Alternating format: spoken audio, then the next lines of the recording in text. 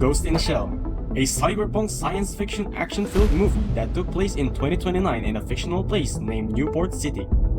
It stars Takeshi Kitano, Michael Pitt, Philo Abek, Jin Han, Juliette Binoche, and Scarlett Johansson.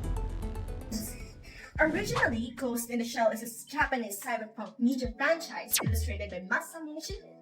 It tells a story about a cyberpunk-style story in futuristic Japan about Major Motoko Kusanagi. She is a cyborg working for a government agency where they involve investigating crimes with advanced technology, artificial intelligence, and identity, questioning what it means to be a human, a part of a humanity or a world where humanity can modify their body parts with machines and technology as part of their anatomy. So it's like the government can modify their parts, something like that. It's because they can be cyborgs or humans. It's part of their opinions.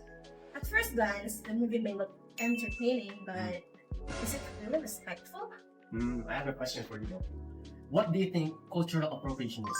Cultural appropriation happens when elements of another culture are used without acknowledgement, permission, or respect, usually for personal benefit or gain, and exploitation, rather than genuine understanding of it for a broader perspective. So guys, this is a live-action film for the Japanese anime or manga named Ghost in the Shell. So keep in mind, this is originally Japanese. But Scarlett Johansson was casted for the lead role Major Motoko Kusanagi. At that time, she was one of the most bankable white actresses in Hollywood. But many Japanese actresses could have taken in the role in place of her. While the film still kept some Japanese elements, the choice to give the lead role to a white actress, I think, weakened the Japanese identity of the story.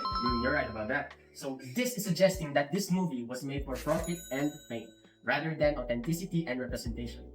This, guys, is an example of a whitewashed film, which Hollywood has done frequently and repeatedly, which negatively impacts the representation of films. Actually, that could have been a better approach to it. They could have consult cultural experts, cast actors who fit the descriptions of the characters and their background, especially their ethnicity, actually. You're right. Portray Japanese culture authentically instead of stereotyping and prioritizing profit from the film. That's correct. So, Danica, do you think this live action of Ghost in the Shell was truly made for representing Japanese culture? Honestly, for me, as I mentioned, there are some Japanese elements that they kept, but Scarlett Johansson as Major Kusanagi, I don't know. It definitely affected the Japanese identity of the story. Exactly right. So it does feel more of a cultural appropriation rather than appreciation. Using Japanese ideas, but pushing Japanese people out of the spotlight, especially on that main character part. I don't know. Yeah, I think that's the problem. It wasn't about representation. It's more about the profit or what they can gain from the culture of Japanese. I know, right? But guys, what do you think? Was this live action a fair adaptation or was it for appropriation? Let us know what you think, and thank you for watching this video.